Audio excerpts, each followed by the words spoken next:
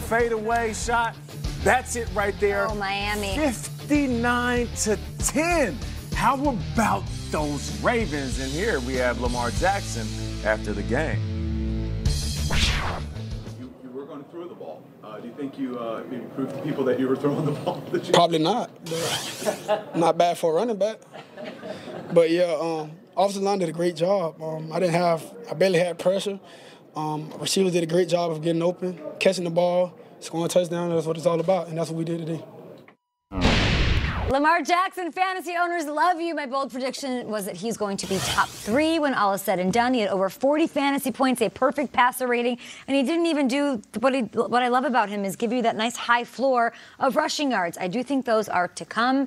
I think that he's going to be really successful at home against the Arizona Cardinals and Kyler Murray and that defense this week. And as far as Marquise Brown, everyone loves him. He was only started, guys, in like 1% of fantasy leagues. He had 30 fantasy points, crushed it. But I don't know yet if we're going to get the Deshaun Jackson experience, because speed does win, and it's amazing. But if we're going to get that consistently, like a Tyreek Hill, or is it going to be a couple big games and they're going to run the ball and try different things? Because Ingram looked great as well. Awesome. I still don't know what to make of this offense, but I'm here for both of them week 2 against Arizona. There's a new motto in Baltimore. If you load the box, we're going over the top. You load the box, we're going over the top. John Harbaugh all summer, we're going to run the ball. We're old school. We got running backs, tight ends, Lamar Jackson. I think everybody fell for the okie doke. They come in, they bring all of those defenders. Let's press the wide receivers. Let's make sure that we control the running game. Right over the top they go, and that's exactly what they'll do the rest of the season. I would say for Dolphins fans, Alabama's at South Carolina this Saturday. You want to watch that and drink in a little bit. Watch the quarterback. It'll cheer you up a little bit. Love guys. it. What do you got, Shrek? You're sinister, Kyle. All right, Am I let's right, go on though? to the next one here. All right. 16-0 gets knocked. The Bills come away. Their biggest comeback in the fourth quarter since 1997. Wow. Sean McDermott and the boys find a way to get a big road win. They beat the Jets in New Jersey 17-16. Nate, I want to say this is a Bills comeback victory, but it's also a disappointment for the Jets and what looked like a bit of a collapse. Which is it? You know, you got to credit the winner. I'm going to always credit the victor. But when you look at what the Jets were able to do, they got going late. And that's kind of what Le'Veon's game is. And we saw C.J. Mosley interception return on his investment. And then there was that sequence where Le'Veon scores a touchdown that hits the two-point conversion. I'm like, there you go. He's worth every single dollar. But credit to the Bills, though. They start the season off well. Josh Allen didn't look great. Right. But they finished good. Terrible. Terrible. And can I just say how funny this is? Try to give the New York perspective. This is such a funny headline. Peter, it's 154 days until pitchers and catchers. The baseball season's still going on. Baseball's still very much going on. God, this is so funny. It was a Jets letdown. You got to finish that game at home, guys. Come on. You can't lose a 16-point fourth quarter lead. Terrible. Expect nice things to be written about you. More on them, and those are the two teams competing with the Patriots, who held the Steelers to like less than 5 points or whatever it was. Ridiculous numbers. We'll show you. They got absolutely hammered in Foxborough, 33-3. We mentioned Juju. Obviously, a lot of storylines about him stepping up, being the number 1. It didn't happen tonight. Juju, what happened, my man? I mean, people are always going to talk about, you know, not having, you know, certain players that we had last year. I think this year, you know, I think the guys that we have here now, we have ultimate guys, you know, play outside receiver, inside receiver. We got so many guys that we just got to, like I said, make our plays. You know, I think we make our plays today. It's crucial, and it's a game changer. Triggs, I'm super impressed with the Patriots. You're telling me this team loses Gronk, Brian Flores, Trent Brown, Trey Flowers. They play without David Andrews, and they don't have AB, and they were dominant in every phase of the game. Sometimes a team has mind control over another team. In the 70s, it was the Steelers used to always beat the Raiders until the Raiders finally beat them. In the 90s, Aikman and those guys used to always beat Favre and the Packers. For whatever reason, when they go up to Foxborough, Belichick and Brady save their very best for Tomlin and Roethlisberger. They're now 5-0 in games up there in Foxborough against Big Ben and Tomlin together. Brady's never thrown an interception against the Steelers, and the numbers are 6-0. I'm sorry, I didn't include the playoff game. He's never thrown a pick against them? And this is like, this wasn't a 20-17 victory. This was an absolute blowout. And remember, Pittsburgh spent the entire offseason preparing for this game. This is the game they circled. Antonio Brown nonsense aside, this was what they were preparing for. And Nate laughed at the fact that we were like, they added Devin Bush. Rookie, get in line. You're just another in the long line of Pittsburgh Steelers defenders who have been just walked all over by the New England Patriots up in Foxborough. An absolute, okay, Kyle, you said the Browns are the worst loss. I could say the Steelers on Sunday night in front of America, they had the worst loss of the week. This was bad. Listen, man, it's funny. I was looking at that passer rating. Tom Brady is essentially flawless when it comes to playing the Steelers at home. For me, it's about one individual that put a smile on my face, and that's Josh Gordon. I know people at home are probably sick of me talking about Josh, and I feel like, he's been one of those individuals that have gotten chance after chance after chance. I mean, the dude has more lives than a cat. But here it is. He's back after being reinstated in the league, and he looked good. He looked fast. He looked strong. And you know what? For what it's worth, being completely honest, he's been through so much off the field. A couple of days ago, he issued a statement, talked about his battle with substance abuse and being thankful for the organization, the league being behind him.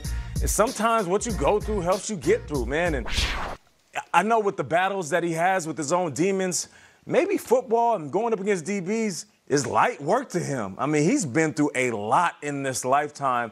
So seeing a DB in front of him is going to be tough for guys to stop him. So shout out to Josh Gordon and shout out to the Pats because they gave him a chance that not a lot of teams would, and they stuck by him and they're rewarding. He was a beast. I'm still staggered by how lack of competitiveness the Steelers had in this. Ben Roethlisberger played 217 games. That's the second time he's ever lost by 30-plus points, ever. And there's a thing here, I didn't miss Gronk at all last night. I mean, they didn't miss him for a second. And we talked about the Steelers, how they came in under the radar, and there's no hot air balloons, no helicopters. You like having a great locker room until you look around, you don't have a great huddle. The huddle is really important. Antonio Brown is a hell of a player. Le'Veon's a hell of a player. You start to look around that game last night, it's like there might be a little bit of talent missing. We're all getting along. We're all brothers. Can you score a touchdown? They got work to do. More highlights ahead. We've got the NFC East, though. Giants, Cowboys. Let's go. Yeah, and this one was a good one. 5-17. Cowboys make a statement, and Dak Prescott makes an even bigger one. Kyle, you said that Dak had a Rembrandt performance. He pitched a perfect game. Yes. What'd you think? He danced the Black Swan, Kay. I mean, it was absolutely perfect. I grew up Cowboys. I remember going deep to Alvin Harper, over the middle to Irvin, Novacek, Emmett here. Yesterday was the most perfect Cowboys storm I've seen in like 15 or 20 years, maybe. They had everything. And now, look, maybe the Giants are a 3-13 team. Maybe they're garbage. Maybe they should put in their backup quarterback. But that's not the Cowboys' fault. All they did was complete. I mean, Witten touchdown was just dunking on everybody. We even got the old man the sixth. It was a perfect storm. We'll see if they can repeat it. But I am not showing up unless I'm Dak and getting paid. Where is the contract, guys? It's 8:07 Eastern right now. Where is his deal? Yeah. Peter, you're the finance guy. This is not going to be. They're not going to bellyache over $1 million here, $1 million there. It's what they end up getting because Dak will get paid if he wants to take the contract. The alternative is Dak says, "I'll do that every single week." And you're going to pay me $40 million next year. I mean, that's really what he could do. But the truth of the matter is, Jerry Jones is as happy as he's ever been right there. He's sitting there. It goes back to Super Bowl years. And this is a guy who's worth $5 billion. If he pays Dak $30 million or $35 million, it doesn't matter to him. He'd rather pay Dak Prescott. It helps justify paying him when you get performances like that. What happened to the pie? The pie. Oh, is that the pie's over? Okay. You guys know how I feel. Pay the man. Pay man what, though? What does that mean? Yeah. I would say 35+ million, period. 35 plus Look at what he did, and look at the $100 million quarterbacks and a couple of the guys who the bed this past weekend. Dak Prescott showed why he should get paid. But more importantly, though, I feel like they should walk in the facility and Dak Prescott should have Employee of the Month. Okay. I like it. Because I was looking earlier. The parking spot. Yeah, the parking spot, too. Yeah. How do you win Employee of the Month? You meet all requirements, first of all, okay, and then you got to show up to work on time. What did he do? While Zeke was gone, he showed up for every camp every day. You got to have great attendance. Yeah. Very durable. We know Dak can do that. And then, more importantly, you got to have loyalty to the company in order to be Employee of the Month. Dak Prescott, every time a microphone is in front of his face, he says exactly what he's supposed to say. Dak Prescott, Employee of the Month, maybe Employee of the Year. And if Jerry Jones keeps playing, he's going to have to pay him more than I even think he's worth. 26 years old. I've sort of been saying this leading through this contract negotiation. Maybe there's another level. Maybe there's something that we haven't seen. I compared his numbers to Drew Brees, in which he, in meaningful categories, was better throughout the first 3 years of his career. So I feel like there's another level. Granted, if they pay him 35+ mil, what does that mean for Amari Cooper, who balled out last night as well? For more on the contract side of things, let's bring in Ian Rappaport, our NFL Network insider, with the latest on what's going on between the brass and Dak. Hey, Ian. Hey, Kate. Well, at least something is going on, and it was for a long time as Ezekiel Elliott's contract was being finalized. There really wasn't much going on between Dak Prescott and the Dallas Cowboys. Now, at least, they are having conversations, working toward a long-term deal. That Jerry Jones termed last night to reporters imminent.